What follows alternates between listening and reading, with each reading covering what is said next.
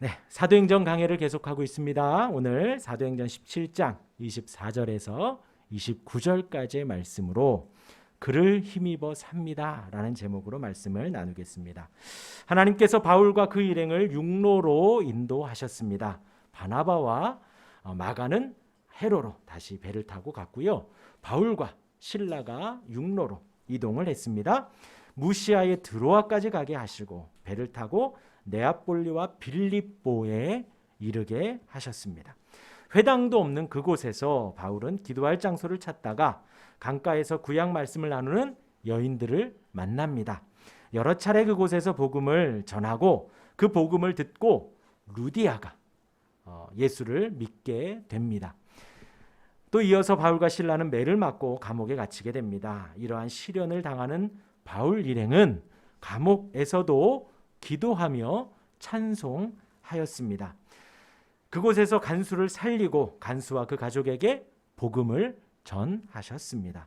하나님은 바울과 실라, 디모데를 먼 길 육로로 인도하시고 그들이 가려고 계획했던 길이 아니라 다른 길로 가게 하십니다.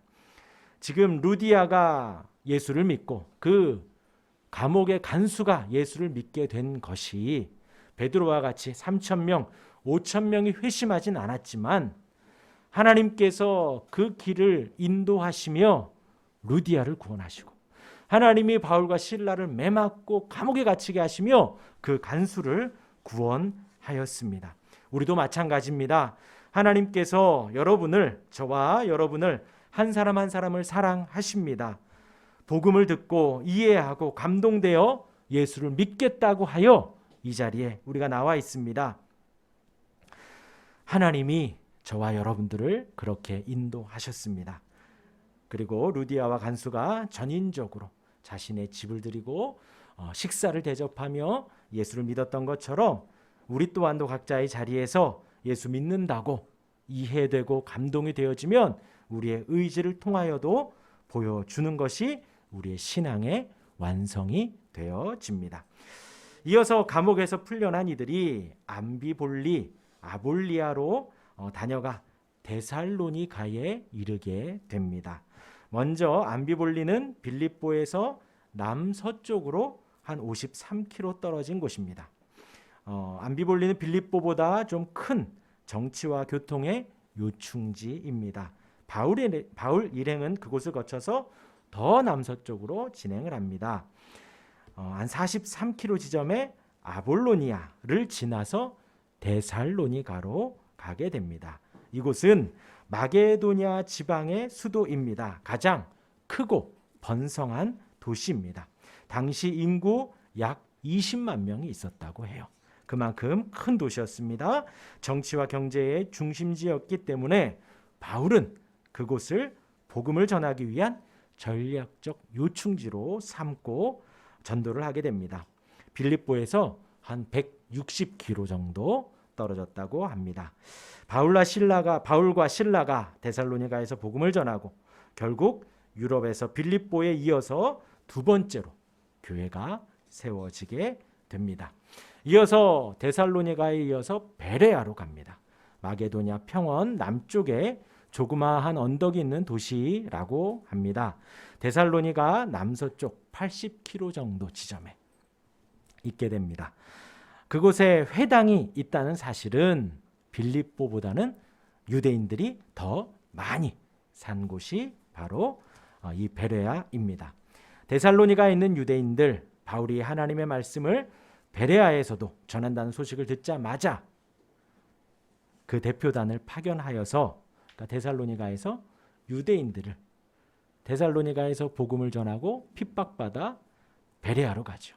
베레아에서도 복음을 전하니까 그곳에서까지도 파견하여서 데살로니가와 똑같은 소동을 일으킵니다.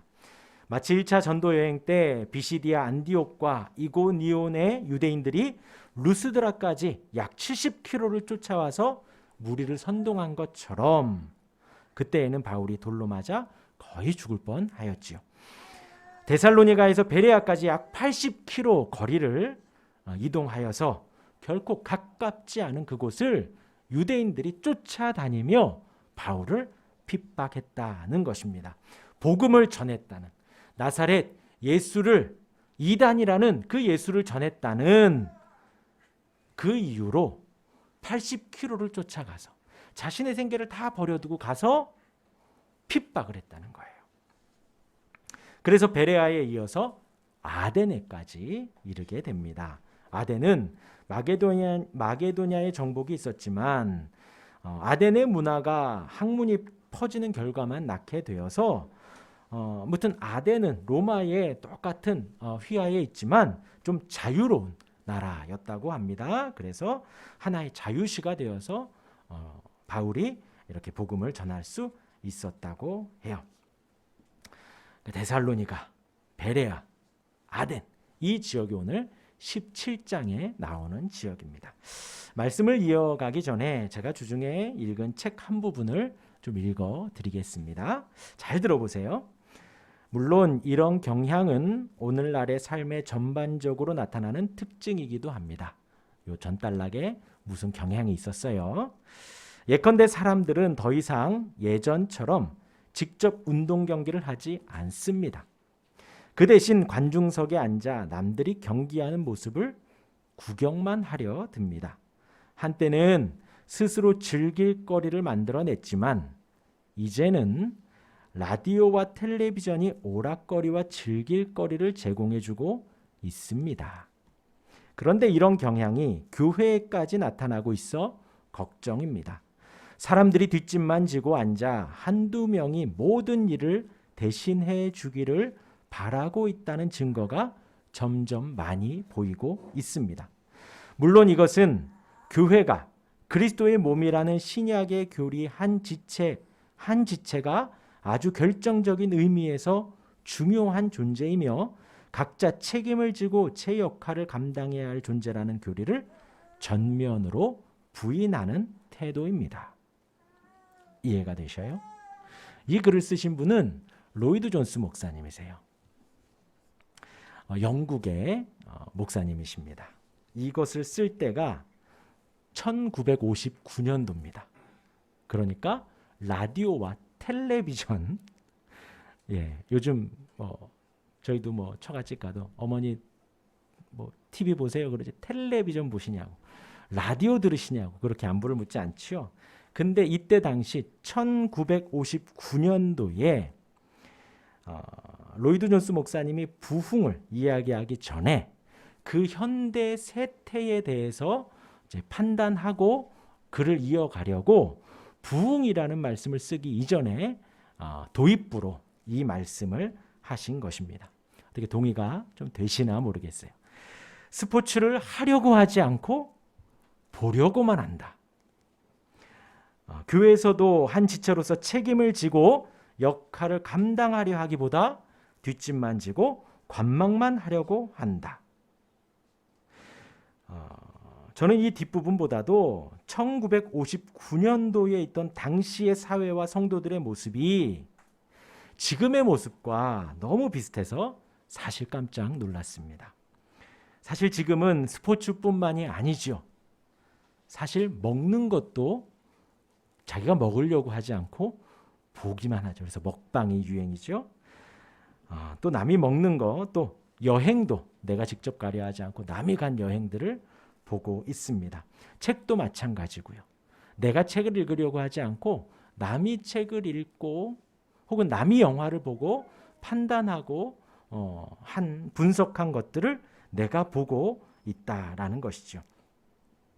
그러다가 내가 하려고 하지 않고 남이 한 것만 보다가 재미없으면 다른 채널 바로 돌리고요.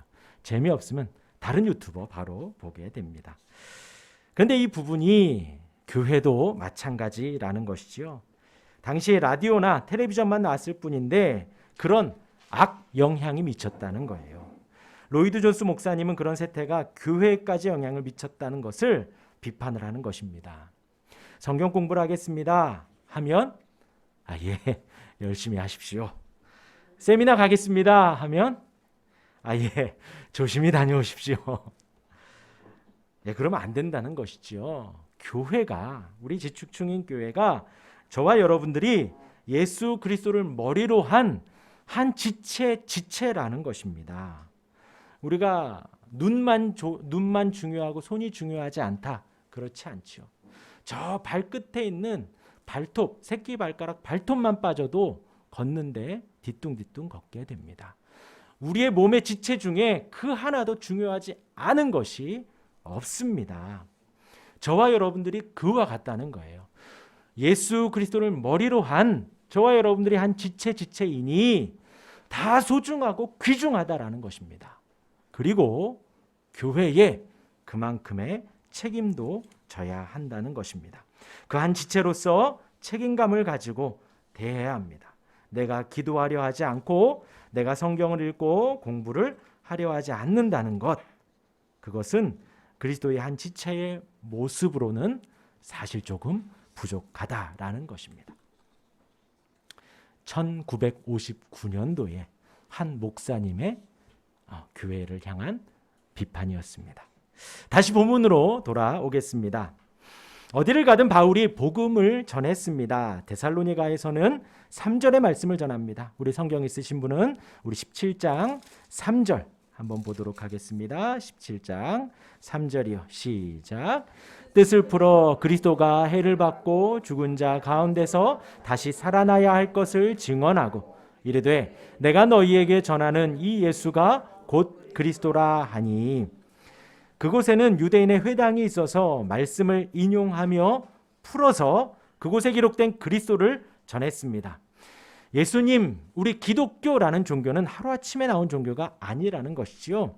구약의 모든 성경이 예수 그리스도를 예언하고 증거하고 나타내고 있습니다. 바울은 데살로니가에서 그 내용을 전한 것입니다. 구약의 말씀을 인용하며 그것이 뜻을 풀어서 그리스도를 예언하고 있다. 그리스도를 증거하고 있다라는 것입니다. 이어서 베레아에서도 복음을 전합니다. 우리 17장 11절 같이 읽겠습니다. 시작. 베레아에 있는 사람들은 데살로니가에 있는 사람들보다 더 너그러워서 간절한 말씀을 받고 그러한가 하여 날마다 성경을 상고하므로. 베레아에서는 바울이 더 적극적으로 자세하게 내용을 전합니다.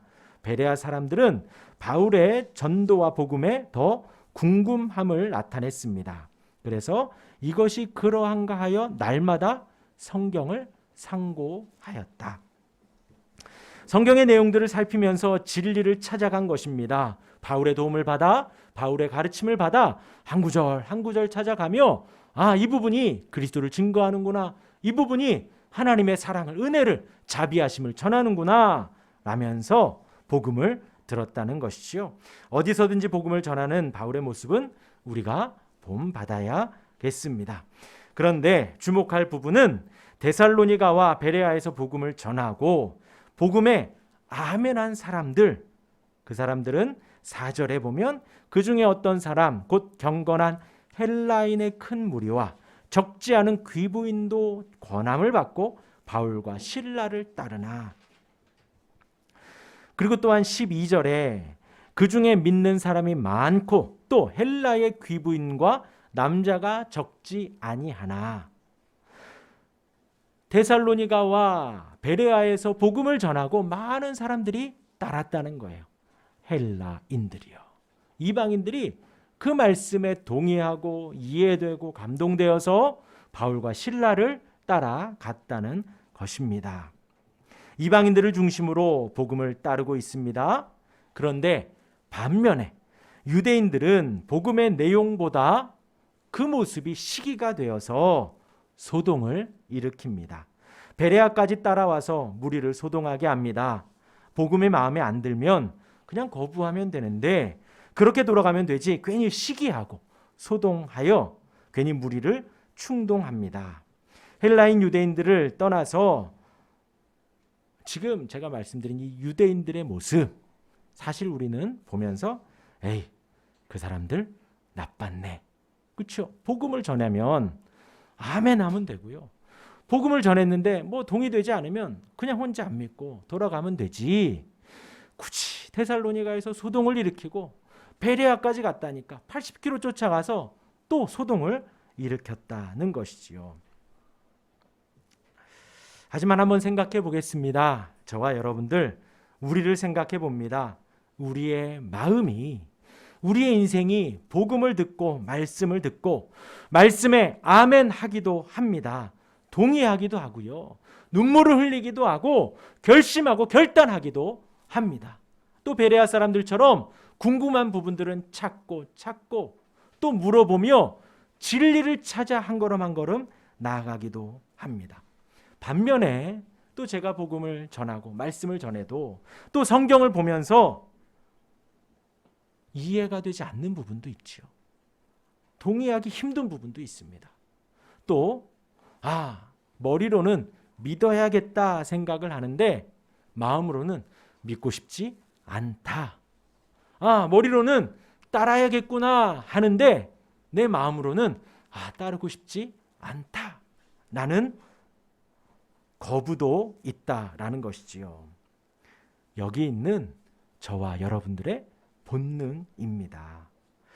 지금 바울의 여행 가운데 계속 생기는 문제가 바로 이러한 부분이라는 것이지요. 바울이 복음만을 전하고 하나님의 말씀만을 증거합니다. 그곳에서 정치를 하거나 사업을 하며 경제를 일으키는 것, 그 지역의 그 경제를 무너뜨리거나 사회를 혼란스럽게 하는 것이 하나도 없다라는 것이지요. 그런데 유대인들은 말을 지어내어서 핍박하고 폭행을 가하고 가두기까지 합니다. 여기 있는 저와 여러분들, 우리도 지금 말씀을 듣는 가운데 예수님이 우리의 구원자이십니다. 예수님이 유일한 복음이시고 우리의 유일한 구원자임을 증거하고 전하며 접하고 있습니다. 우리가 의지할 분은 여기에서만 우리가 찬송하고 하나님을 따르는 것이 아니라 이 세상 가운데에서도 우리가 의지할 분은 오직 예수 그리스도입니다. 한 주 동안에 그 예수님을 증거하고 있는 하나님의 말씀, 신구약 성경을 보고 들으며 예배하고 찬송하며 주님을 발견해야겠지요. 주님을 만나야겠지요. 오늘 주일 이 1시간뿐만이 아니라 우리의 남은 이 일주일 동안도 하나님을 예배하며 그분을 높이고 찬송하며 기도해야겠지요. 네, 아멘이죠. 그러니 여러분 한 주 동안 열심히 사시다가 수요일이 되면 나오시기 바랍니다. 금요일이 되면 나오시기 바랍니다. 살아계신 하나님께 같이 찬양하고 기도하고 온 세상의 왕이신 하나님을 알아가고 찬양합시다. 어떤 생각이 드시나요? 더해서 주중에 성경을 더 살펴보시기를 바랍니다. 성경은 오직 예수 그리스도를 전합니다. 우리 모여서 더 그 부분을 집중적으로 공부하고 가르침을 받아 봅시다. 주중에 낮이든 저녁이든 언제든 오셔서 성경 공부합시다. 언제든 오시기를 바랍니다. 어떤 생각이 드시나요? 예수님 구원자, 예수님은 전능하셔. 오케이, 아멘. 그런데 매일 말씀 보는 거 사실 좀 생각 좀 해보고요. 하나님은 살아계십니다. 하나님을 예배합시다. 아멘, 오케이. 그런데 수요일 금요일 나오시기 바랍니다. 그건 좀 생각 좀 해보고요. 주중에는 난 힘들어서 안 돼. 뭐 하세요. 시간 많으신 분이 좀 하셔요. 저는 조금 뒤에 머물러 있겠습니다. 어디 여유 있는 분이 좀 해보시길 바랍니다. 우리 안에 이 두 가지 마음이 항상 존재한다는 것이에요. 데살로니가와 베레아에서도 그랬고 1959년 영국에서도 그러했습니다. 지금이나 그때나 성도들이 다 크게 다르지 않다는 거예요. 우리 마음의 본능은, 본성은 그러하다는 것입니다. 우리 교회의 머리, 우리 교회가 예배하고 전하는 분은 오직 예수 그리스도입니다. 그분은 저와 여러분들 하나님의 택한 자들을 위해서 친히 이 땅에 오시고 고난 받으시고 십자가에서 죽으셨습니다. 그 고통과 희생을 당하셨습니다. 우리가 할 일은 그분을 믿고 그분을 사랑하면 됩니다. 성경에서 그분을 발견하고 그분께 감사하고 찬양하면 되는 거예요. 그리고 나의 잘못된 부분, 죄악된 부분이 있으면 회개하고 돌이키고 주의 백성으로 살아가기로 결단하시면 됩니다. 그런 삶을 살아오신 분들, 앞으로도 계속 그렇게 살아가시길 바랍니다. 그런 삶이 뭔지 모르는 분들, 이제 알려드릴 테니 더 열심히 나오시라는 것입니다. 우리가 주중에 한두 시간 내는 거, 아까 말씀드린 대로 하나님이신 그분이, 예수님이 이 땅에 오신 거에 비하면 아무것도 아니라는 거예요. 새가족반 책을 읽고 다짐하고, 하이델베르크 요리문답, 하이델베르크가 어디에 있느냐 이거예요 도대체. 그런데 우리가 그걸 왜 배워야 되고, 새가족반, 나 새가족도 아닌데 왜 자꾸 그걸 배우라고 하느냐 이거예요. 예수님이 이 땅에 오신 거에 비하면 그거 아무것도 아니라는 거예요. 아무것도. 예수님의 성육신과 이 땅에서 고난 받으신 것, 십자가에서 가장 비참한 모습으로 돌아가신 거에 비하면 우리가 하는 것, 수요 예배하고 금요 기도회하고 새가족반 책 읽고 같이 공부하고 이해하려고 노력하는 거 아무것도 아니라는 것입니다. 이런 제안들 속에서 제발 아멘 하시기를 바랍니다.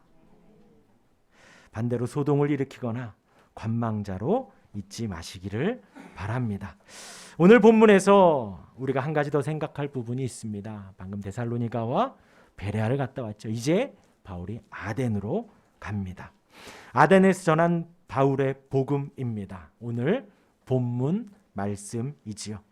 먼저 16절 먼저 16절에 바울이 아덴에서 그들을 기다리다가 그 성에 우상이 가득한 것을 보고 마음에 격분하여, 바울이 격분했다고 합니다. 화가 나고 의분이 일어났다는 것입니다. 이어서 23절 한번 같이 한번 읽어볼까요? 17장 23절입니다. 시작. 내가 두루 다니며 너희가 위하는 것들을 보다가 알지 못하는 신에게라고 새긴 단도 보았으니 그런즉 너희가 알지 못하고 위하는 그것을 내가 너희에게 알게 하리라. 이렇게 말을 하며 23절 말을 하면서 아덴에서 바울이 설교를 시작합니다. 우상이 많은 그곳에서 바울이 전하는 메시지입니다. 우상을 의지하는 것, 우상을 의지하는 것은 그 마음에 매우 불안함이 있다라는 것이죠. 이제 내일을 맞이해야 되고 일주일 후를 맞이해야 되는데 뭔가 불안한 거예요. 그러니 우상을 의지하는 것이죠. 미래가 불투명하고 앞으로의 일이 불확실하기 때문에 내가 무엇인가 해야 하고 내가 무엇인가 의지하고 싶은 것입니다. 그래서 한복 입은 사람을 찾아가 미래를 알려달라 하기도 하고 산에 올라가서 많은 돈을 내고 절을 하기도 합니다. 오늘 29절에는 하나님을 금이나 은이나 돌에다 사람의 기술과 고안으로 새긴 것들과 같이 여기기도 하는 거예요. 지금도 마찬가지입니다. 곧 눈에 보이는 신과 같이 생긴 것에 절을 한다는 것입니다. 그러면 그런 것이 내 인생을 잘되게 해줄 수 있을 것 같고 해결해 줄 수 있을 것 같습니다. 그것이 바로 우상입니다. 오늘 바울의 말씀을 봅니다. 우주와 그 가운데 만물을 지으신 하나님, 천지의 주제이신 하나님 손으로 지은 것에 계시지 아니하신 하나님, 우리 사람의 손으로 지은 곳에 하나님이 계시지 않는다는 거예요. 그것을 벗어나 온 세상에 하나님이 가득하다는 것이죠. 그 하나님은 저와 여러분들 우리 안에 계시고 온 세상에 충만히 계시죠. 또 부족한 것처럼 사람의 손으로 섬김을 받으시는 분이 아니십니다. 도리어 만민에게 생명과 호흡을 주시는 분이시고 우리에게 필요한 만물을 친히 주시는 분입니다. 그래서 제가 종종 그러지요. 오늘 하루 호흡을 주셨다면 하나님의 사랑 가운데 하나님의 자비하심 속에 아직도 있다는 것입니다. 그 하나님이 온 세상의 연대를 정하십니다. 거주의 경계를 정하시는 분이 하나님이십니다. 나라와 민족을 다스리는 분이시라는 것이에요. 우리가 하나님이 주시는 힘으로 살아갑니다. 우리 28절 같이 한번 읽어볼까요? 시작. 우리가 그를 힘입어 살며 기동하며 존재하느니라. 너희 시인 중 어떤 사람들의 말과 같이 우리가 그의 소생이라 하니. 그 힘으로 살아간다는 거예요. 우리가 인지하지 못할 뿐이지. 우리가 눈뜨고, 그러니까 저와 여러분들 우리뿐만이 아니라 이 세상 모든 사람들이 다 마찬가지입니다. 우리가 눈을 뜨고 회사 가야지, 공부해야지, 밥 먹어야지, 일해야지. 그 모든 힘을 주시는 분이, 호흡을 주시는 분이 바로 하나님이시라는 것입니다. 바른 기독교인의 삶은 그 하나님을 구하고 바라보는 것입니다. 세상 사람들과 무엇이 다를까요? 같은 것은 우리가 호흡하는 것, 세상 사람들이 호흡하는 것, 하나님이 생명을 주셨다는 거예요. 오늘 하루 우리가 살아가지요. 저 사람들도 살아갑니다. 운전하고 일하고 밥 먹고. 하나님이 힘을 주셔서 살아간다는 거예요. 그 세상 사람들은 그것을 주신 하나님을 바라보는 것이 아니라 내일의 잘됨을 구하면서 살아가는 거예요. 아멘 같네요. 그것 때문에 불안하고 염려되어 또 일이 잘 되고 사업이 잘 되고 뭐 돈도 잘 벌고 좋은 사람 만나고 그렇게 하기 위하여서 뭐 계셔도 되는데 우상을 섬긴다는 거예요. 하나님이 주신 호흡으로 하나님을 높이는 것이 아니라 이 세상에 잘 되기를 위해서 살아간다는 것이죠. 그런데 그것이 생각대로 되지 않잖아요. 우리도 그렇고. 그러니까 불확실한 미래를 오늘 말씀 따라서 금덩어리, 은덩어리 혹은 한복 입은 사람을 의지한다는 거예요. 그들과 우리가 무엇이 다릅니까 과연? 우리도 똑같이 그 미래를 불안하며 살지 않아야 되잖아요. 그렇죠? 마태복음 6장 32절에서 34절 읽어드립니다. 이는 다 이방인이 구하는 것이라. 너희 하늘 아버지께서는 이 모든 것이 너희에게 있어야 할 줄을 아시느니라. 그런즉 너희는 먼저 그의 나라와 그의 의를 구하라. 그리하면 이 모든 것을 너희에게 더 하시리라. 그러므로 내일 일을 위하여 염려하지 말라. 내일 일은 내일이 염려할 것이요 한날의 괴로움은 그날로 족하니라. 예수님이 산상수훈에서 하신 말씀입니다. 그때에도 그러했던 거예요. 사람들이 내일이 두렵고 일주일 후가 두려웠던 거예요. 그러니까 하나님이, 예수님이 지금 산 중턱에서 예수님의 말씀을 듣기 위해서 따라온 그들에게 그런 것들은 다 이방인들이 구하는 거예요. 지금 오늘 예배하기 위해서 오신 여러분들에게 그런 것들은 다 이방인들이 구한다는 거예요. 우리는 무엇을 구해야 하는가? 먼저 그의 나라와 그의 의를 구하라는 것이죠. 나라와 의를 모르겠으면 먼저 그를 구하면 됩니다. 이 세상에 무엇을 먹을까 마실까를 구하는 것이 아니라 하나님을 구하는 거예요. 내 불안한 이 마음 한켠에 하나님 자정하옵소서. 나의 불확실한 미래 속에 확실하신 하나님만 내 안에 와 주옵소서. 예, 하나님의 나라 몰라도 돼요. 하나님의 의 알면 너무나도 좋지요. 하나님의 통치를, 하나님의 왕권을 구하면 너무나도 좋지요. 하나님의 옳은 그 뜻을 구하면 너무나도 좋지요. 그런데 그것이 모르겠다면 하나님을 구해야 합니다. 하나님을 구하면 이 모든 것은 너희에게 있어야 할 것을 나보다도 더 하나님이 잘 아신다는 거예요. 우리 마음 안에 그 주님을 구할 수 있기를 바랍니다. 바울이 복음을 전했지요. 오늘 우리는 예배를 했습니다. 아멘 하시기를 바랍니다. 더 알아보시기를 바랍니다. 성경에 하나님이 어떻게 기록됐는지 더 알아보시길 바랍니다. 제발 관망자로 구경꾼으로 계시지 마시고 교회의 지체임을 기억하시며 책임감을 갖고 주님을 따르시기를 바랍니다. 이어서 세상 사람들과 같이 염려와 근심 속에서 세상의 것들을 구하지 마시고 하나님의 나라와 하나님의 의를 구하며 내 안의 우상을 제하고 나를 사랑하시고 인도하시는 주님을 소망하며 믿음 가운데 살아가는 저와 여러분들 되기를 간절히 바랍니다. 우리가 사는 인생은 내 힘으로, 내 염려로 내 길을 한 자나 더 할 수 없습니다. 내 미래를 바꿀 수 없습니다. 우리는 하나님이 주시는 생명으로 살고 하나님이 주시는 힘으로 움직여 살기 때문입니다. 그 하나님을 구하시는 저와 여러분들 되기를 간절히 바랍니다. 우리 기도하겠습니다.